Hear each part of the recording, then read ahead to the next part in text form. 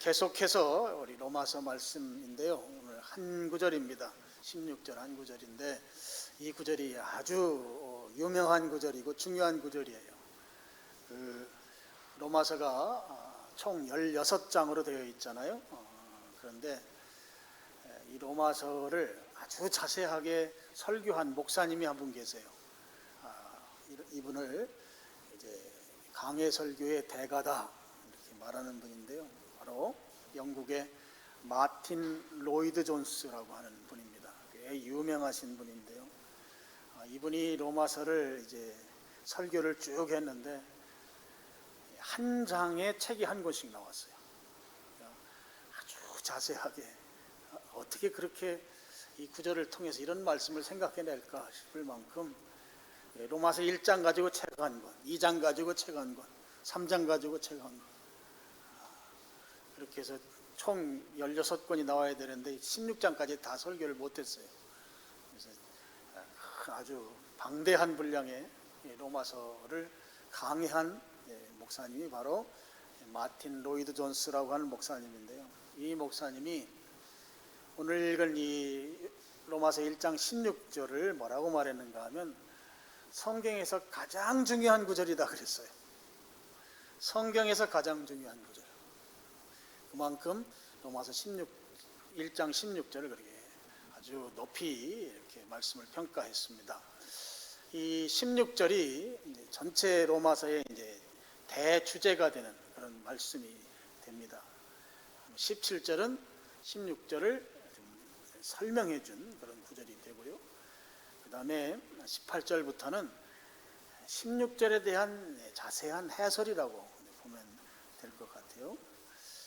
자, 이렇게 성경에서 가장 중요한 구절이라고 하는 이 구절 한 구절을 오늘 우리가 상고하고자 합니다. 오늘 로마서 1장 16절을 보면 핵심 단어가 나오죠. 그 단어가 바로 복음입니다. 복음. 그럼 로마서에서 복음은 뭐라고 말했는가 하면 2절로 4절까지가 이제 복음에 대한 설명인데 복음은 바로 주 예수 그리스도시다 그랬어요. 복음과 예수님은 동의어입니다. 동의어. 그래서 여러분이 로마서 1장 16절이 굉장히 중요한 구절인데 그 구절의 핵심어가 뭐냐 하면 복음이다 하는 것입니다. 이 복음에 대한 것이 이제 로마서의 전체적인 맥락을 쭉 이끌어가는 것이죠. 근데 지금 이제 바울이 복음을 소개하면서 먼저 자기가 복음에 대해서 어떤 태도를 갖고 있는지에 대해 설명하고 있어요. 그 설명이 뭐라고 되어 있는가 하면 내가 복음을 부끄러워하지 않는다 그랬습니다. 복음을 부끄러워하지 않는다. 복음을 부끄러워하지 않는다는 말씀은 이걸 이제 그 문장 수사법으로 보면 이 말은 부정형으로 표현한 거잖아요. 부끄러워하지 않는다 이렇게 된 것입니다. 부정형으로 표현해서 긍정형을 강조하는 그런 의미로 이 표현을 이렇게 썼다고 보는 거죠. 이제 성경에 보면 많은 부분들이 이런 서술 방법을 사용해요. 이걸 이제 헬란 말로는 니토테스라고 그러거든요. 부정으로 말해서 긍정을 강조하는 것이죠. 그러니까 내가 복음을 부끄러워하지 않는다 이 말은 나는 복음을 매우 자랑스럽게 생각하고 복음을 아주 영광스럽게 여긴다 그런 말이라는 것이죠. 그리고 이제 이 복음을 부끄러워하지 않는다고 하는 이 말에 대해서 그냥 액면 그대로 문장 그대로 기록한 대로 그대로 받아들이게 되면 실제적으로 바울은 복음을 부끄러워하지 않는 삶을 살았다고 하는 것입니다. 그러면 복음을 부끄러워하지 않는다는 이 말을 했다고 하는 것은 당시에 복음을 부끄러워하는 사람들이 있었다고 하는 것이죠. 그런 사람들이 있었는데 그런 사람들이 있지만 나는 그들과 다르다 하는 거예요. 바울은 나는 복음을 부끄러워하지 않는다. 사람들은 복음을 부끄러워하는데 나는 복음을 부끄러워하지 않는다고 하면서 복음에 관해서 자기의 소신을 당당하게 밝힌 것이다 하는 것이죠. 자, 그러면 당시에 복음을 부끄러워했던 사람들은 누가 있었을까 했을 때 복음을 부끄러워한 사람들은 바로 유대인들이었습니다. 자, 유대인들을 한번 생각해 보시죠. 지금 이제 로마서가 기록된 1세기 당시의 유대인들은 예수님에 대해서 직접 경험했거나 아니면 아버지, 할머니 세대로부터 예수님에 대해서 경험한 이야기를 들은 세대들입니다. 그들에게 있어서 예수님에 대한 기억은 상당히 생생했을 거예요. 그런데 그들이 가지고 있는 예수님에 대한 기억은 예수님이라고 하는 분은 상당히 보잘것없는 분으로 그들이 기억하고 있었을 것이 분명합니다. 우선 예수님은 갈릴리 출신입니다. 갈릴리 출신이라고 하면 아주 촌 출신이라는 뜻이에요. 변두리, 아주 시골 사람이라는 것이죠. 특별히 이제 갈릴리라고 하는 지역은 민중 동기가 많이 일어났던 곳입니다. 그래서 성경에 보면 갈릴리에서 선한 것이 나올 수 있겠는가? 그만큼 아주 무시 천대받던 그런 지역이죠. 그 지역 출신입니다. 거기에다가 예수님의 제자라고 따르는 사람들도 면면을 보면 정말 보잘것없는 사람들인 거예요. 배움이 없습니다. 직업이 아주 인정받지 못할 만한 그런 직업, 먹고 사는 것도 변변치 못했던 그런 사람들이 예수님의 제자였습니다. 예수님도 별 볼 일 없고 제자들도 별 볼 일 없고 면면을 보면 예수님이라고 하는 분에 대해서 사람들이 볼 때 그럼 뭐 예수님 별로 보잘것없는 분이다, 그렇게 생각하기에 충분한 그런 출신 배경을 가지고 있었던 것이죠. 그리고 예수님에 대해서 아주 결정적으로 유대인들이 부끄러워했던 것은 예수님이 십자가에 못 박혀 죽으신 사건이죠. 이 예수님이 십자가에 못 박혀 죽으신 것은 신명기 21장 23절에 보면 이런 표현이 나와요. 나무에 달린 자마다 하나님께 저주를 받은 자니, 이런 뜻이 있습니다. 나무에 달린 자는 하나님이 저주한 사람이라는 거예요. 근데 십자가는 나무입니다. 나무에 예수님 달려서 죽으셨어요. 나무에 달렸기 때문에 예수님은 하나님의 저주를 받은 분으로 유대인들은 다 그렇게 생각하는 것이죠. 그러니 유대인들에게 있어서 예수님은 복음이 될 수 없는 거예요. 복음은 좋은 소식이잖아요. 유앙겔리온. 예수님은 그들에게 있어서는 예수님은 부끄러운 존재예요. 또 조금 더 성경적으로 표현하면 거리끼는 존재예요. 예수님은 그들의 눈에 거슬리는 존재예요. 예수님을 언급하는 것조차 그들에게 있어서는 별로 반갑지 않은 분이 바로 예수님이었던 것입니다. 그래서 유대인들은 예수님에 대해서 거리낀다고 하는 것, 부끄럽게 생각하는 것이 유대인들이 가진 일반적인 생각이었습니다. 고린도전서 1장 23절, 24절 말씀을 우리 같이 한번 읽어보겠습니다. 시작. 우리는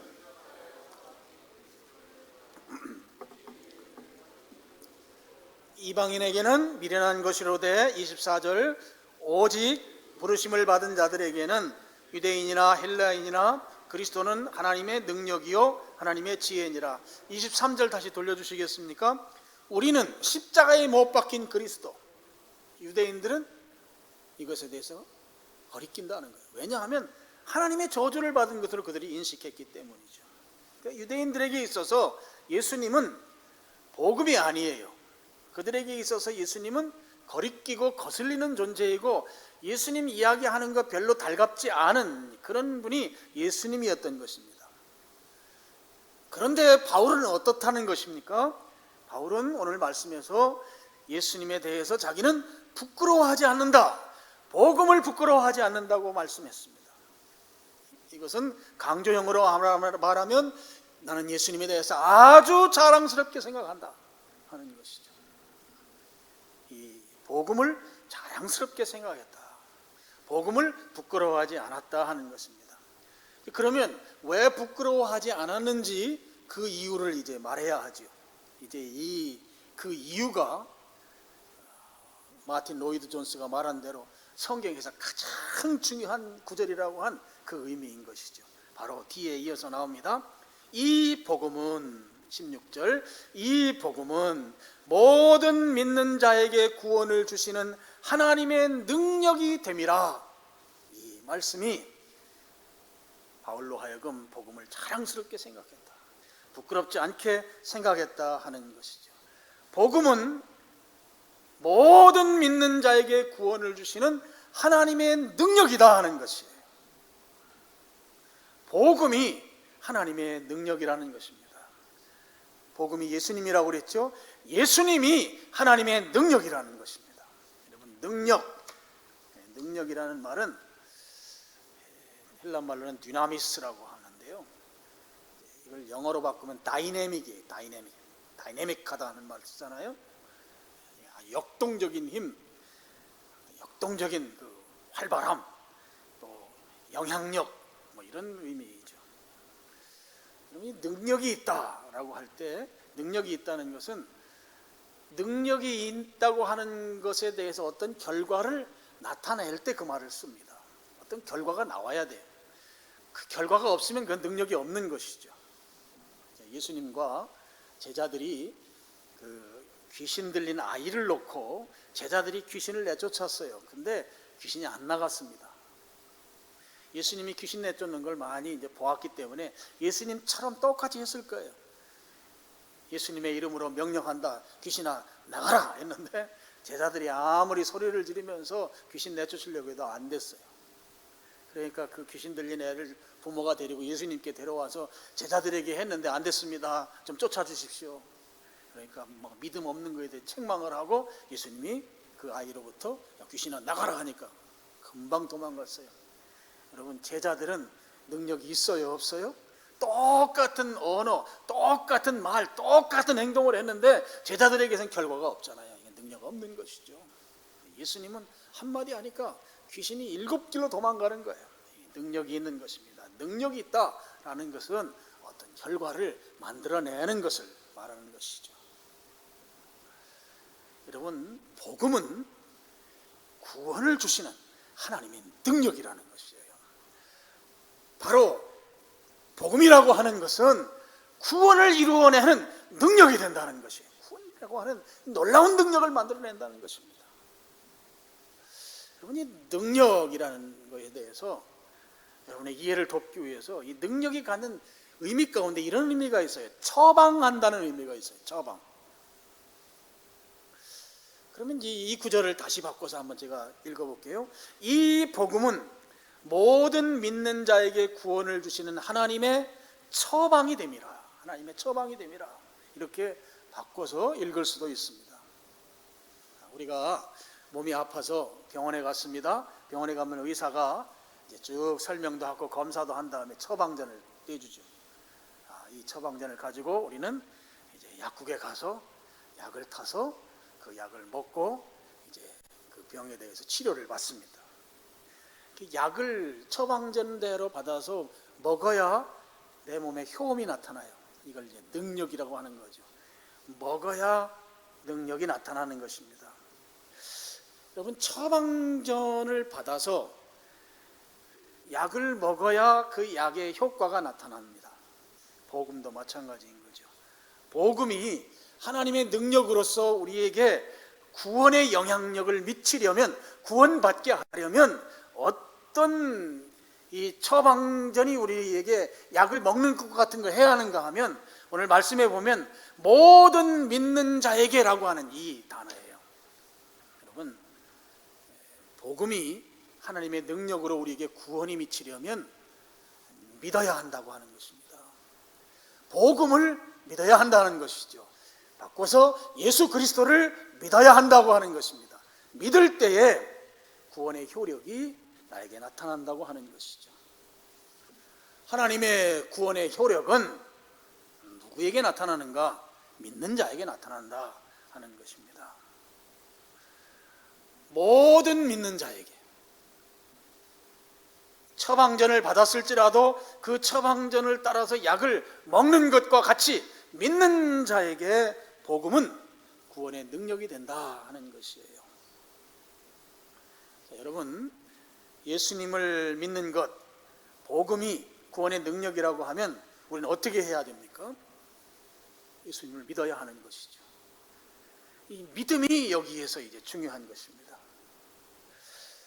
구원의 능력이 되는 복음, 이 복음이 오늘 우리들에게 요구하는 것은 무엇인가 하면 믿으라는 것이에요. 믿으라. 예수님께서 복음이신데 그럼 예수님이 우리의 죄값을 대신해서 죽으신 이 사실을 믿으라는 것입니다. 예수님께서 내 죄를 대신해서 십자가에 죽으신 이 사실, 이 팩트를 믿으라는 것이죠. 동시에 예수님께서 우리를 영원히 살리시기 위해서 부활하신 것, 죽음을 이기신 이 사실도 믿으라는 것입니다. 이 사실을 믿을 때에 우리에게 나타나는 것이 바로 구원이라 하는 것이죠. 여러분, 믿는 것은 우리가 할 일이 아무것도 없다는 말이에요. 그냥 믿으면 되는 거예요. 믿으면, 받아들이면 되는 것입니다. 예수 그리스도라고 하는 이 복음을 믿으면 구원받습니다. 구원. 옛날에 우스갯말로 구원하면 뭐 10원도 아니고 구원이냐 막 이런 우스갯 얘기를 한 적이 있는데, 이 구원이 엄청난 것이에요. 여러분, 예수님 믿으면 구원받는데 어디서 구원받는가? 어떻게 구원받는가? 제가 이 언어 표현력이 너무 부족해요. 엄청난 구원의 역사가 있어요. 제가 이걸 세 가지로 나누어서 좀 설명을 드리겠습니다.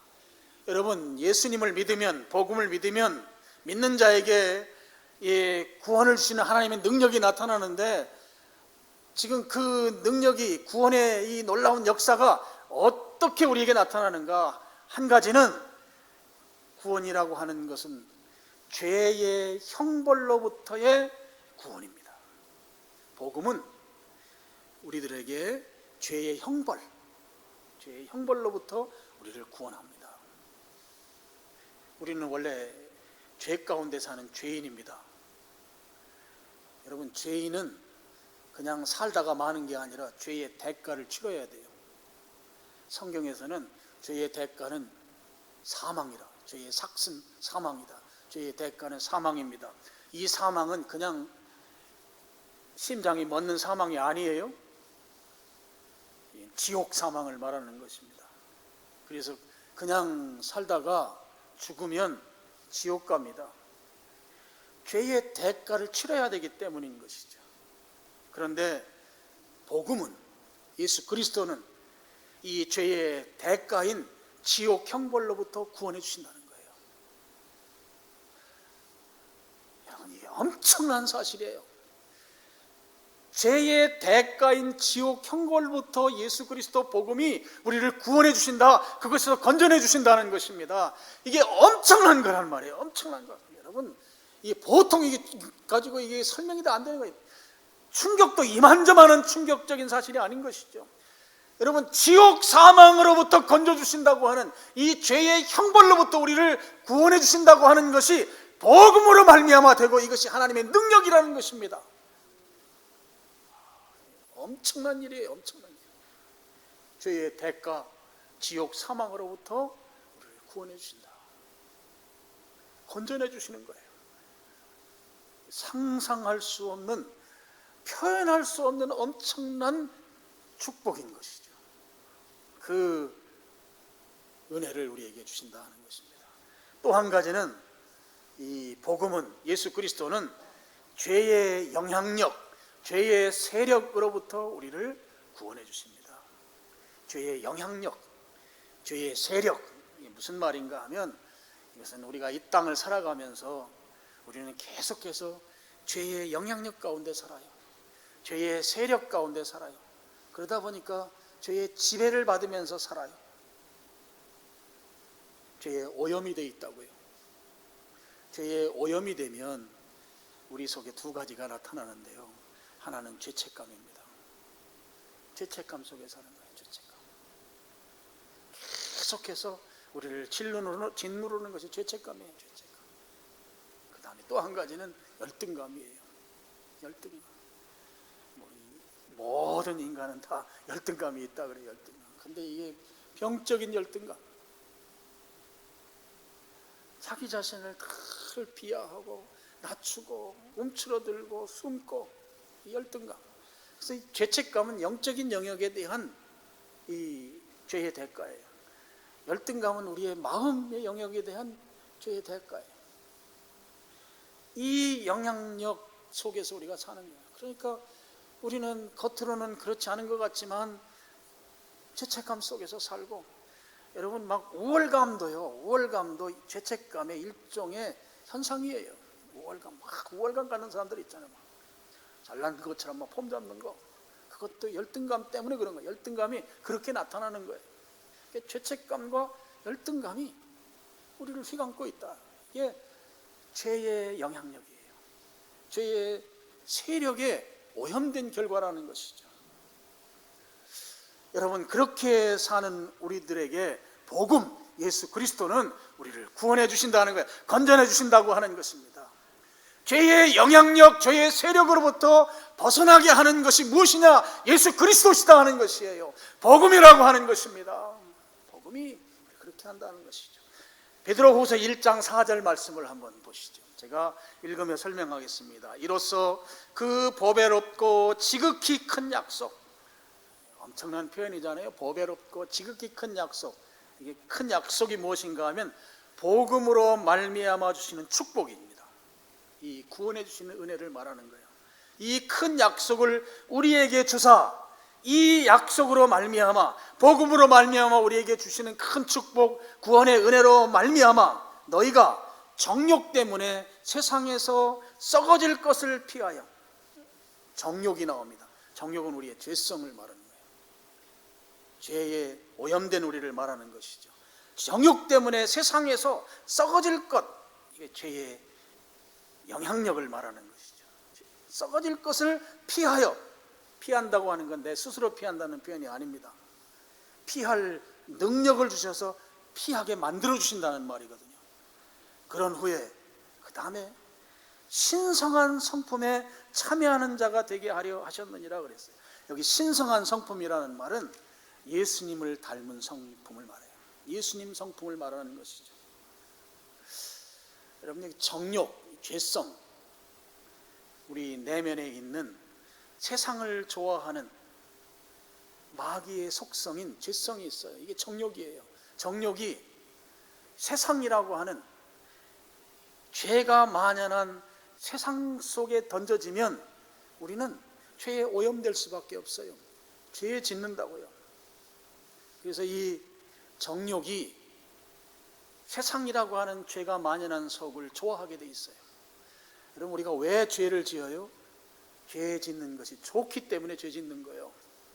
죄 지으면 재미있어서 죄를 짓는 거예요. 여러분, 우리 속에 있는 이 정욕이라고 하는 죄성은 죄를 좋아하는 성품이에요. 그래서 죄 짓는 것입니다. 그런데 복음이 그러한 곳에서 우리를 건져낸다는 거예요. 피하게 해주신다는 것입니다. 그래서 죄 짓는 것으로부터 우리를 건져내 주셔서 우리가 그 영향력을 벗어나게 만들어 주신다고 하는 거예요. 무엇이 그렇게 하는가? 복음이 그렇게 한다고 하는 것입니다. 복음이. 예수 그리스도가 그렇게 하신다는 거예요. 저는 이렇게 믿습니다. 여러분, 우리가 이 열등감의 문제가 상처 속에서 나오는 거잖아요. 그래서 이 세상에 심리학이라든지 또는 인문학에서 그런 부분을 해결하려고 하는 많은 상담이나 이런 프로그램들이 있어요. 물론 그런 것들이 도움이 되긴 하지만 근원적 치료는 된다고 저 생각지 않아요. 그럼 근원적인 회복은 무엇으로 가능한가? 복음으로 가능하다는 거예요. 복음. 예수 그리스도로 가능하다고 하는 것입니다. 여러분, 이걸 믿으시길 축원합니다. 복음이 우리를 회복시키는 것이죠. 그런 속에서 우리를 건져내 주시기 때문에 회복되고 그 다음에 예수님을 점점 닮아가는 것입니다. 이것이 바로 복음이 갖는 구원의 능력인 것이에요. 복음이 갖는 놀라운 능력, 죄의 세력, 죄의 영향력으로부터 우리를 건져준다고 하는 것입니다. 또 한 가지 있어요. 세 번째로, 이건 우리가 이제 미래에 이루어질 구원인데요, 죄의 존재로부터 구원해주는 능력이 복음에게 있습니다. 예수 그리스도에게 있어요. 여러분, 죄의 결과가 사망이잖아요. 죄의 결과는 사망입니다. 지옥 사망입니다. 그런데 우리의 미래에 구원받는데 이 구원은 죄 자체로부터 우리를 구원해 주시는 거예요. 그래서 죄가 우리에게 전혀 영향을 끼칠 수 없는 상태가 되는 것입니다. 우리가 지금 육신의 옷을 입고 있는데요, 이 육신의 옷을 벗는 날이 옵니다.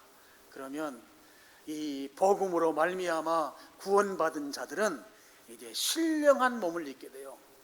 신령한 몸이라는 말은 예수님과 같은 형체를 띈다는 것이에요. 그럼 예수님과 같은 모습은 이제 죄가 영향을 끼치지 않는 몸이기 때문에 죄의 대가인 사망은 그에게 결코 영향을 끼치지 못합니다. 사망이 사라진 거예요.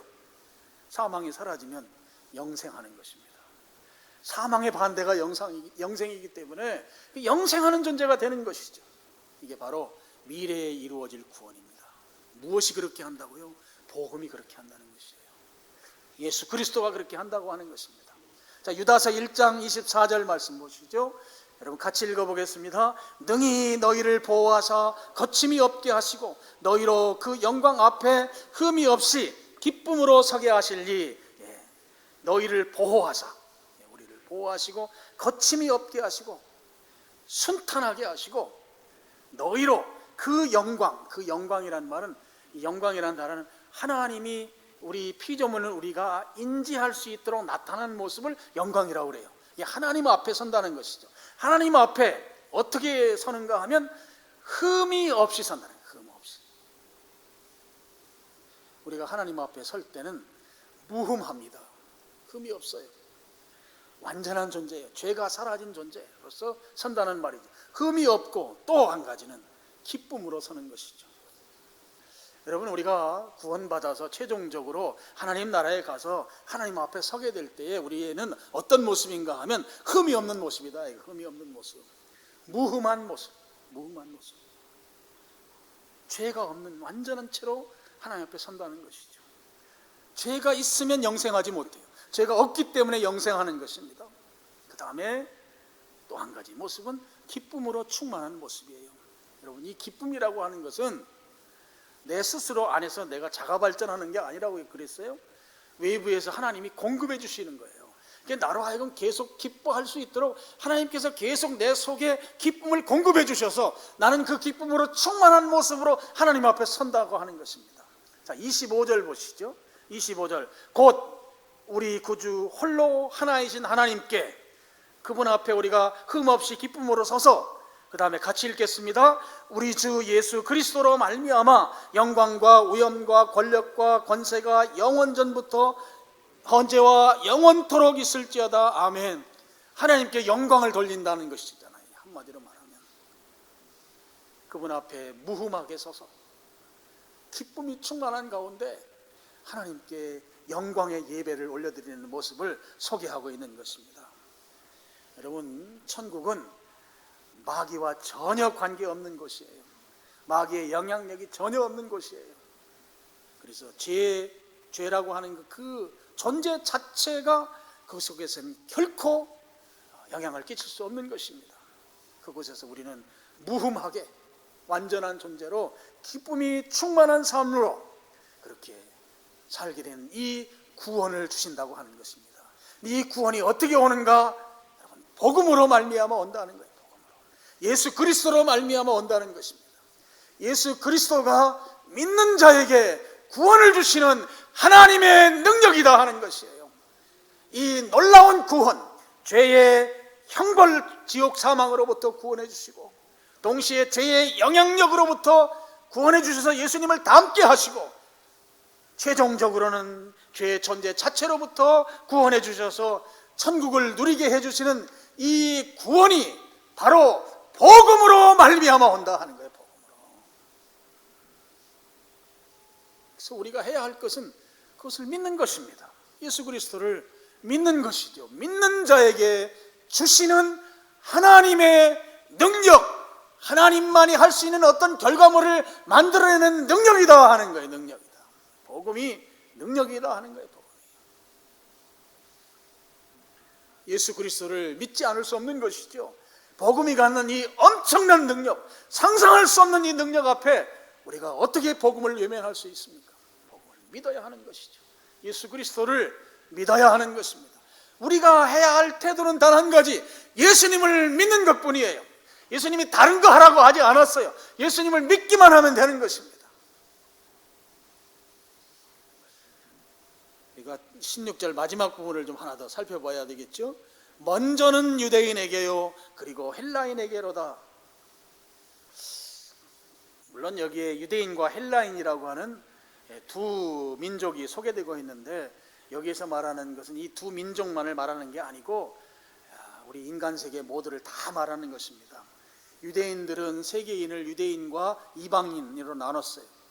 헬라인들은 헬라인과 비헬라인으로 나눴어요. 세계인을. 그러니까 이 둘을 합치면 유대인과 헬라인은 전 세계 사람들을 다 의미하는 것이죠.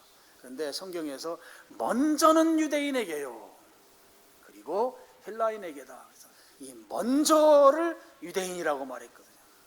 저는 먼저 유대인이라고 이 표현한 것이, 하나님께서 인류 역사 가운데 구원의 은총을 베풀 때 먼저 부르신 민족이 유대인입니다. 이 부분을 하나님께서 존중했다고 저는 보는 거예요. 유대인들을 먼저 부르셔서 출애굽기 19장 6절에 보면 그 민족을 제사장 민족으로 세웠어요. 제사장 나라로 세웠다고요. 그러니까 하나님께서 그들을 그렇게 선택하시고, 그 선택 속에 제사장이라는 건 예배드리는 것을 감당하는 그런 사역이잖아요. 그러니까 예배의 질서를 세우신 거예요. 그래서 그 질서를 존중하는 차원에서 먼저는 유대인에게요 그리고 헬라인이라고 하는 것을 그 후속으로 붙였다고 보는 것이죠. 여러분, 우리가 예배 드릴 때 예배를 우리가 잘 드리려면 예배를 인도하는 인도자가 세워져야 합니다. 저처럼 목사가 세워져서 또 설교자가 세워지고 찬양 인도자가 세워지고 대표 기도하는 사람이 세워져야 우리가 예배를 질서 있게 드릴 수가 있어요. 그러니까 예배를 인도하는 자들이 앞서 세워져야 하는 것이죠. 그래서 중요한 것은 우리가 하나님께 잘 예배를 드리려면 모든 회중이 함께 예배를 드릴 때 먼저 인도자가 먼저 세워져야 된다. 그런 차원에서 지금 이 땅에 살고 있는 모든 피조물은 하나님을 예배하도록 목적하여 세워졌어요. 우리가 존재하는 목적은 단 한 가지, 예배하기 위해서, 하나님을 예배하기 위해서 우리가 존재하는 것입니다. 믿으십니까? 이 사실을 제가 수도 없이 강조해 왔어요. 우리를 이 땅에 존재하게 한 존재 목적은 단 한 가지, 하나님을 예배하는 것, 그것이에요. 그게 우리의 사는 이유예요. 그게 우리가 직장 생활하는 이유예요. 예배하는 것이 우리의 전 목적이에요. 근데 이 예배를 잘 드리려면 예배를 인도하는 자들이 잘 세워져야 하는 것이죠. 근데 우리 전 세계 모든 민족이 예배자로 세워지는데 하나님께서 이 유대인들을 먼저 세웠다 하는 거예요. 그들을 먼저 불러서 세워서 제사장 민족이 되게 했다는 것이죠. 예배 인도자가 되게 한 것이죠. 그래서 오늘날 모든 민족이 예배할 수 있도록 하는데 유대인들이 그렇게 쓰임받았다 하는 것입니다. 그래서 그것을 존중하는 차원이다 하는 거예요. 존중. 이게 하나님의 질서인 것이죠. 그래서 먼저는 유대인에게요 그리고 다른 민족에게다 라는 것이죠. 여러분, 그런 차원에서요, 여러분, 우리가 예수님 믿고 또 교회 와서 이 모양 저 모양으로 봉사하고 헌금하고 수고하고 이런 일들을 합니다. 그런 것들이 결코 헛된 것이 아닌 거예요. 먼저는 유대인에게라고 하는 이 말씀의 의미 가운데 여러분의 수고가 결코 헛되지 않다, 그런 메시지가 숨어 있다는 것입니다. 여러분의 헌신이 결코 헛된 것이 아니다 하는 거예요. 여러분이 더 충성하고 헌신한 자들, 더 주님 앞에 겸손하게 나와서 봉사한 자들의 그 봉사와 수고가 결코 헛된 것이 아니다 하는 것입니다. 주방에서 열심히 음식을 만들고 봉사한 그 수고의 땀과 그냥 음식을 잡수신 거와 비교할 때 그 헌신과 수고가 결코 헛된 게 아니다, 주님이 다 기억하신다고 하는 거예요. 먼저 믿은 것이, 주님 섬기다가 여러분이 때때로 좀 어려움을 당하고 힘든 지경에 겪고 한 것이 결코 그냥 헛되고 그냥 아무것도 아니고 나만 손해보는 게 결코 아니다 하는 거예요. 이 사실을 믿으시길 바랍니다. 먼저는 유대인에게요 라고 하는 이 말씀 속에 그것이 다 포함되어 있어요. 여러분의 수고와 헌신이 그냥 휘조각같이 버려지는 게 아니에요. 그래서 여러분 속상해하지 마세요. 내가 주님 위에 충성하는데 목사님 이런 거 알아주지도 않고 교인들도 별로 알아주지도 않고, 그렇다고 너무 생색나는 자리에만 있지 마시고 다 여러분이 알게 모르게 화장실 청소하고 또 식당에 주방에서 일하고 마트에 가서 장을 보아오고 또 여러분 김장하면 우리 집에 이렇게 김장을 막 갖다 줘가지고 제가 맛있게 먹는데요, 그런 거 다 이렇게 저렇게 한 것들이 여러분 다 헛된 것이 아니다. 주님은 우리들에게 외상지는 분이 아니에요. 한번 따라해 봅시다. 주님은 외상지는 분이 아니다. 믿으십니까? 주님이 왜 외상을 줘요? 이 모든 우주가 다 주님 것인데 결코 손해보지 않는다는 이 사실을 믿으시길 축원합니다. 자, 이제 말씀의 결론입니다. 여러분, 바울은 복음의 능력을 확신했던 사람이에요. 복음의 능력. 복음은 믿는 자에게 구원을 주시는 하나님의 능력이다. 하나님의 능력. 예수 그리스도가 우리를 구원한다고 하는 데에서 확신했단 말이에요. 확신. 예수님이 구원한다. 근데 이 구원이 뭐예요? 죄의 형벌, 지옥 형벌로부터 엄청난 거잖아요. 그것에서 건져주신다. 무엇이? 복음이, 예수 그리스도가 건져준다고 하는 확신했어요. 죄의 영향력, 죄의 세력으로부터 우리를 구원해 주신다. 예수님을 닮아가게 만드는 거예요. 죄의 영향력으로부터 우리를 구원해 주시는 것이. 그리고 종국적으로는 죄의 자체, 죄의 존재 자체로부터 우리를 구원해 주셔서 영원한 생명을 살 수밖에 없도록 만들어주는 것이 바로 복음이다 하는 거예요. 복음. 여러분, 이 복음의 능력을 믿으시길 바라요. 복음이 능력이 있습니다. 예수 그리스도가 능력이 있는 거예요.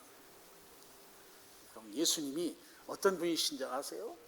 여러분, 무당이 막 무당 꽹가리를 막 치면서 주문을 외우면서 자기가 섬기는 신이 막 와서 어떻게 좀 해주길 바라는데, 우리 저 같은 이렇게 예수님 믿는 사람이 그 자리에 가면요, 신 절대 못 와요. 알아요. 무당이 여기 예수님 믿는 사람 왔다는 거 빨리 가라고 그래요. 가라고. 신이 안 온다고. 신이. 예수님이 보통뿐이 아닌 거예요. 여러분, 그 능력이 있어요. 그 능력이. 예수님에 대한 능력을 믿으시길 바라요. 여러분, 예수님 능력, 이 능력으로 오늘 여러분이 승리하는 삶을 살 수 있길 바랍니다. 나는 예수님을 믿는다. 이것이 능력이란 말이에요. 이것이 능력이에요. 이것이 능력. 오늘 예수님은 우리 내면에 말씀으로 계세요. 말씀으로. 요한복음 15장 7절 말씀을 한번 보는 걸로 오늘 말씀을 마치도록 하겠습니다. 같이 읽겠습니다.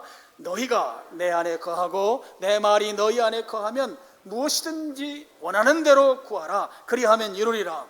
너희가 내 안에 거하고 라는 말은 예수님을 믿는 것을 말합니다. 예수님을 믿는 것. 예수님을 믿으면 그러면 어떻게 돼요? 내 말, 예수님의 말씀이 우리 안에 거하는 거예요. 예수님은 말씀으로 우리 안에 거하십니다. 우리 안에.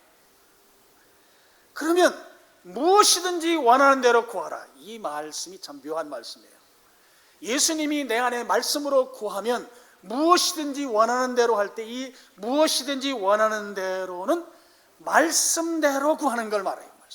말씀대로 구할 수밖에 없어요. 왜요? 내 안에 말씀으로 예수님이 계시기 때문에. 그러니까 예수님의 뜻대로 구하는데 그게 예수님의 말씀대로 구하는 거죠. 그렇게 구하면 이루어진다는 거예요. 무엇이 이루어집니까? 이제 이 말씀은 무슨 말씀인가 하면 말씀대로 살게 된다는 것입니다. 바꿔 말하면 복음의 능력으로 살 수 있게 된다는 것이에요. 복음의 능력으로.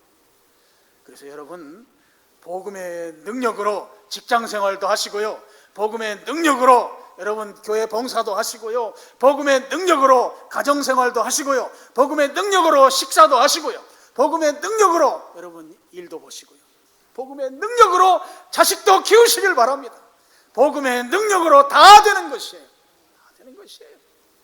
그래서 안 될 것 같으면 구하라고 그랬잖아요. 너희가 무엇이든지 원하는 대로 구하라. 기도하라. 기도하면 복음의 능력으로 살게 된다라는 것입니다. 구하시는 여러분 되셔서 여러분의 모든 생활이 복음의 능력으로 그렇게 살아가는 여러분 되시기를 주님의 이름으로 축원합니다. 기도하겠습니다. 아버지 하나님,